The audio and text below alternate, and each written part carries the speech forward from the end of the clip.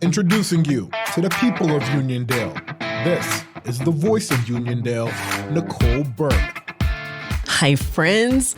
Welcome if you're new here to the Voice of Uniondale, or if you are coming back, welcome back to the Voice of Uniondale. I'm so glad you're here for another exciting episode filled with purpose, insight, and community impact.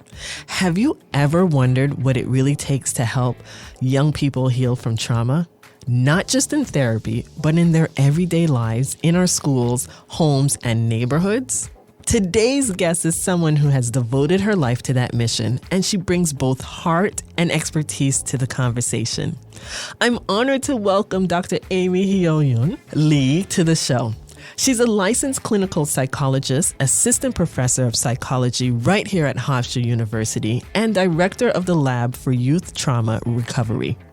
Through her work, she's fighting for mental health equity, especially for youth of color impacted by interpersonal trauma. She holds a Doctor of Philosophy in Clinical Psychology from St. John's University, completed her clinical internship at the Stony Brook Consortium, and is certified in trauma-focused cognitive behavioral therapy. Her experience is grounded in real community work and backed by national recognition and research funding. As a lifelong resident of Queens and Long Island, Dr. Lee's commitment to our local youth is personal, powerful, and deeply inspiring.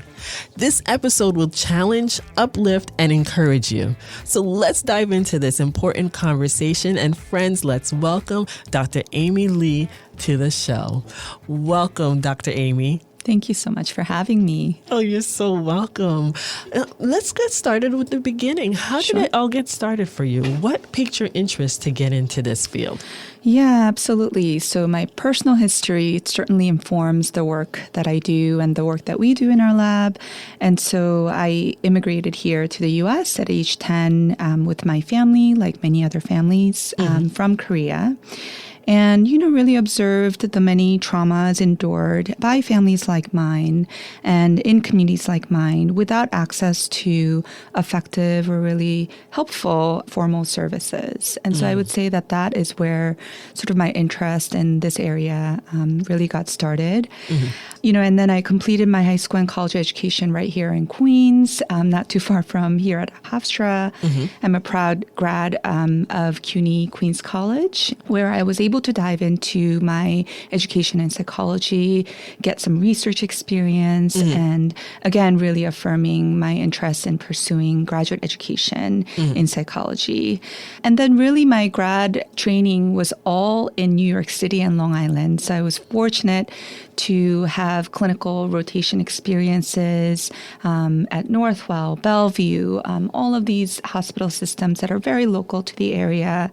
And again, just noticing and observing that, certain communities, particularly communities of color, are very underrepresented, even in those clinics that take insurance. And in addition to that, when we're thinking about youth trauma and traumatic experiences within particularly those communities who face a disproportionate, amount of trauma, that we weren't, very effective at linking those families to formal services, even though we know that there are well-vetted, research-backed therapies that can really help youth recover from these experiences.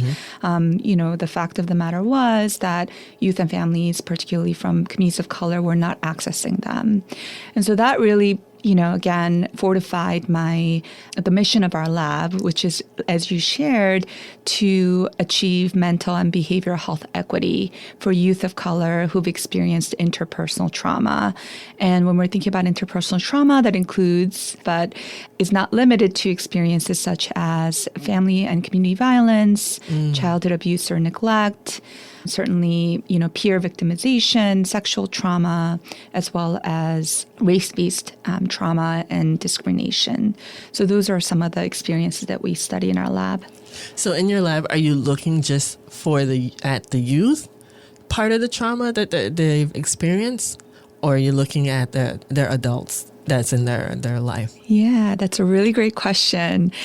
So we absolutely take a systems level approach, right? Okay. So our youth are embedded within their context. There are many nested contexts. They're embedded within their families, their school communities, their broader communities, perhaps religious or faith communities.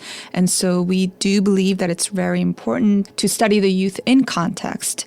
So whenever we can, we try to engage certainly the parents or the caregivers, Right. family members in the research that we do, but certainly, their broader communities, sort of other contexts that they may also be embedded in, like their school. And we believe that those contexts are important to integrate into the research that we do.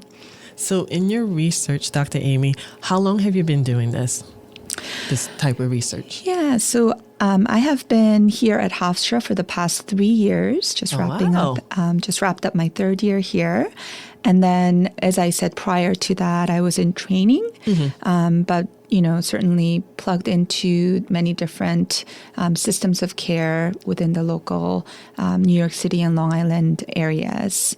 Okay. So all in all, my graduate education spanned probably 8 years, starting with my master's, then a year as a research coordinator, then my PhD program, and then the postdoc year. Yes. And then I have been here at Hofstra for 3 years, so altogether perhaps around a decade or so. Okay, that's nice. So a decade of helping the youth get through their trauma. Yes. Have you seen, because as I was hearing you talk, have you seen any youth who, I had a guest come in earlier who talked about being normal. I don't like that word either. She had mentioned she didn't like that word. But I'm just going to say, for lack of a better word, they're just going about their daily lives feeling like everything's okay and not feeling that there's any trauma. How do you find those students? Like, they're fine. Everything to them is fine. Everything is good. And they don't know that what happened earlier in life was something that has caused them to just bury it and they're not realizing why relationships that they do have are difficult to have. Oh yeah, that's a great question. I think so. When I think about that question, there's kind of two different things I want to emphasize. Okay. One is that not all youth who've experienced traumatic experiences or traumatic events go on to develop mental health problems. Right. Many youth can be resilient to experiencing trauma. They could make meaning of it, sort of recover on their own or with some informal sources of support in their environment, like parents, friends, community members. However, when that trauma is chronic, when it tends to sort of come without that level of social support that youth need in order to recover, those are the instances in which many times they can lead to, a diverse array of mental and behavioral health problems. And to your point, many youth don't necessarily connect the dots between what they've experienced in their earlier years with the problems or challenges, mental health or otherwise, that they may be experiencing now. And so one of the things that I try to emphasize in my clinical training with students is that really it's up to us, the providers or clinicians, to try to connect those dots when those things are related and to convey that information back to the youth and families. Because the important thing about linking those challenges to traumatic experiences is that, as I mentioned, particularly if those youth and families are already plugged into care, is that there are very effective therapies that can help that youth recover from those experiences and live a very full life, right? And so we want to make sure that those dots are being connected so that youth will have access, hopefully, to those services that can help put them on trajectories of recovery rather than continuing to go toward trajectories of mental and behavioral health problems. That's good information that your lab is right here in Uniondale. Yeah. Helping out the community. Are there any studies that you have going on now? Yeah, absolutely. So I'll just begin by saying that we primarily conduct two lines of research in our lab. One is more developmental and the other is more applied or practice-based. So in our first line of research, we study the developmental consequences of interpersonal trauma among youth and families of color. And the hope here is that we can identify specific mechanisms that are linking those experiences to later mental health trajectories so that we can intervene more effectively. And in that line of research, we also try to integrate the many strengths or protective factors that these youth and families may also bring to the table, again, so that our interventions can more effectively leverage those factors. And then in our second line of research, we directly try to address disparities in access to trauma-focused mental health services for youth and communities of color. So in that research, we do things like studying the specific factors or what we call barriers to engaging in mental health services related to trauma, as well as developing strategies that we as a field can use to better, meet the needs of youth and families of color who are coming in due to mental health problems related to trauma. So there are two specific studies that I would love to highlight here for our local families. One of those is called the ABC Pathway Study.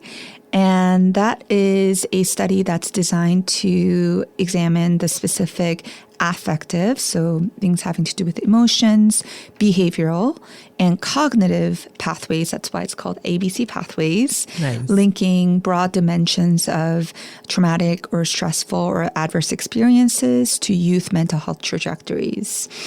And we are also looking specifically at the social or interpersonal assets or protective factors that might buffer youth from those trajectories of mental health problems following difficult or challenging experiences. So for this study, we're recruiting youth and families to come onto campus and to participate in about a 90-minute lab visit, during which we will do separate interviews with youth and their parents or caregivers about the kinds of life experiences they've had, about their current mental health concerns, and some of those social or interpersonal assets or protective factors that they might be accessing. And then 6 months later, we are also inviting them to participate in a 30-minute Zoom interview, during which we again assess how they're doing in terms of their mental health symptoms. And importantly, as part of this research, we offer, some brief feedback about how the youth are doing mental health wise. It is not a formal diagnostic evaluation or anything of that sort, but because they're filling out these questionnaires for us, we feel it's important to give back what we can in terms of what we find. So we do provide that as part of this research study. And do you connect them with services that can help them throughout the 6 months before you see them? Yes, that's a really important point.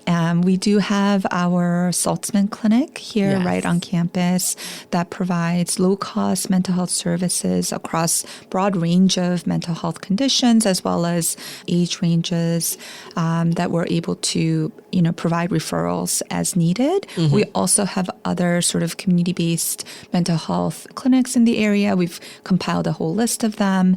And when we give that feedback about how the youth are doing in terms of their mental health, we combine that with the resources for referral so that families can seek out those services if it's indicated.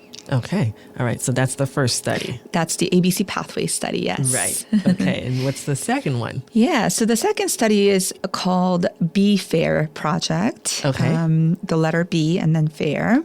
And this study is being led by two of our wonderful graduate students, Laura Godfrey and Chanel Miller. And this study is very locally grounded. So we're focused on studying those specific factors or barriers that get in the way of research participation at Hofstra University for the families who are very local to the area. And in particular, we're interested in, engaging Black families in this research because we do know that there's a lot of knowledge that's missing as a result of the lack of research participation among many communities of color and including Black families. So in this study, Laura and Chanel are engaging parents or caregivers in virtual focus groups. Okay. So that they can tell us really about what might get in the way of them, participating in research studies like the ABC Pathway Study. Okay. And so that they can help us generate some useful strategies to make participation more feasible for those families. which we hope to then share broadly with other researchers at Hofstra University, as well as other similar local universities, so that we can, again, correct some of these disparities in knowledge gained from research studies. So that's the Be Fair project. And for that study, participation is completely virtual. Oh, okay. That's good. And when does that begin, or has it begun? Yeah, enrollment for that study is currently ongoing. Okay.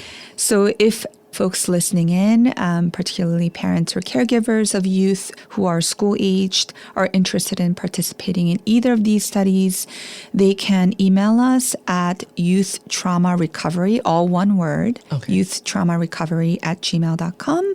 And one of our wonderful graduate research assistants will get back to them to give them more information and to take them through the process of enrolling in one of those studies. So that my friends who are listening and who are parents of school-aged children, Yes. what does that look like for someone who's listening to raise their hand and say, yes, I'll participate. Yes, I think I can help out with the study. Yes.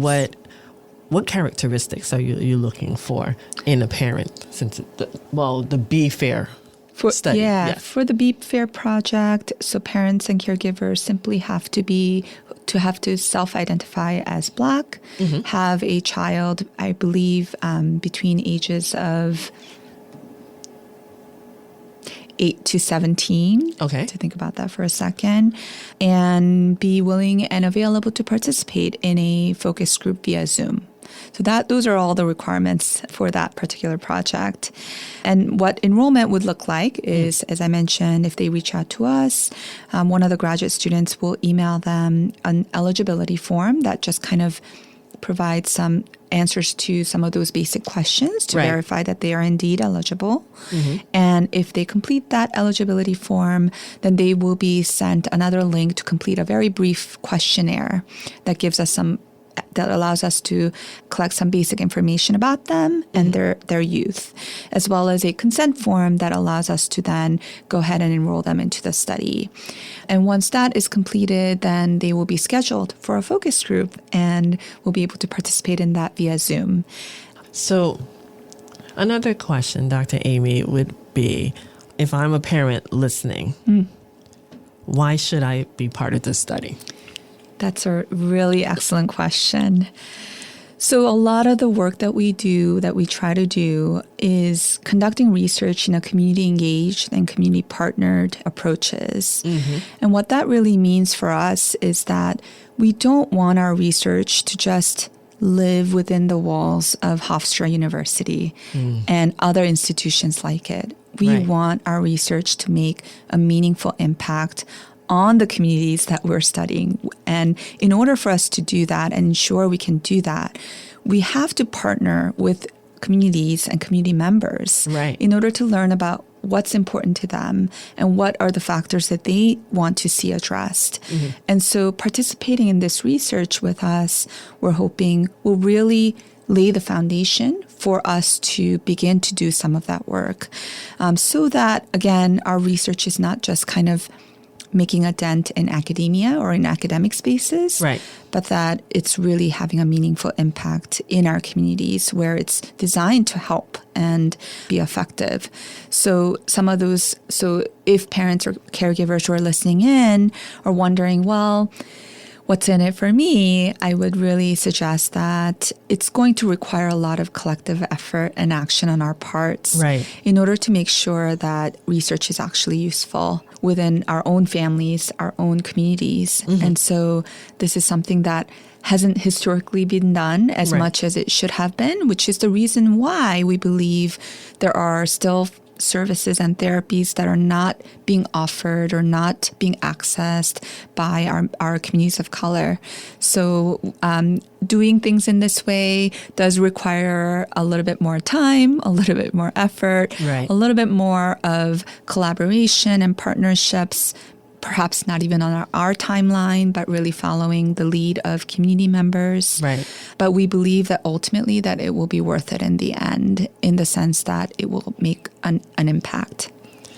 Perfect. So Dr. Amy, what I'm hearing you say is that for the parents who are listening, this is your opportunity to be part of a study where it would be a collaboration between the two research graduate assistants and the family members, caregiver, parent. Sometimes you as a caregiver or parent may not know what you need with help, but here's your opportunity to get in the discussion and to voice what it is that you're going through so that the study could come together and we can get those services in the community. Because right now, as Dr. Amy had mentioned, and this is what I'm hearing you say, is that there's not too much of these services out there for communities of color.